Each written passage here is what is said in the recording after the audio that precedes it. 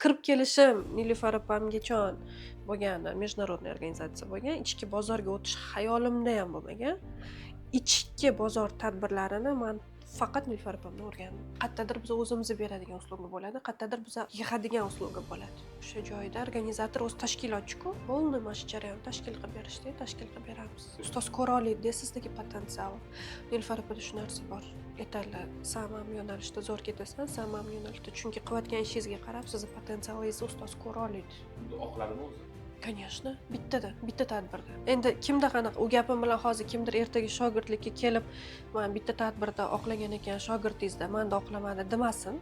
Uni mehnatiga qarab, men olgan tadbir katta tadbirlar, lekin kichkina tadbir bo'lganda ham bir oyda 4 ta 5 ta tadbirni chiroyli qilib o'tkazib qo'ysa, u birda bir oqlaydi.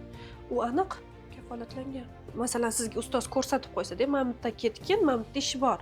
Mamdan sen chiqasan daromadga. Не только daromadga, ham halol ishlaysiz, ham davlatga foydangiz tegadi, soliq to'laysiz, komanda ishlatasiz, o'zingiz ta'minlaysiz ish bilan, yaxshi pul topasiz. Mana shu yo'nalishni ko'rsatib bergandan keyin uni qila olmaslik o'sha u odamning qo'lida-da, sizda layoqatsizlik bo'ladi. Men o'ylayman, hamma shogirdlarim благодарны, minnatdor. Chinaman minnatdorman Farqomdan. Nafaqat tadbirda, hayotda ham ustozlar men uchun shunaqalar. Hamma yo'nalishda men baribir maslahatlarni olaman. Juda ham yaxshi soha.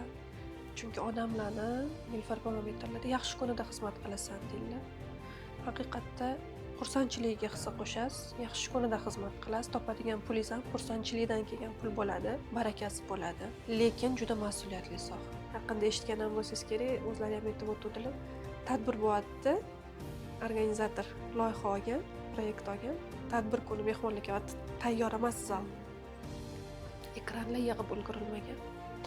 Rashodini olib olishingiz kerak, lekin bularni o'zi boshlasa qiynalishi mumkin. No, ustoz nimaga kerak mana? Mana shunaqa joyda sizni zo'r qo'llab-quvvatlaydilar, deb podдержка qiladilar, o'rgatadilar ham.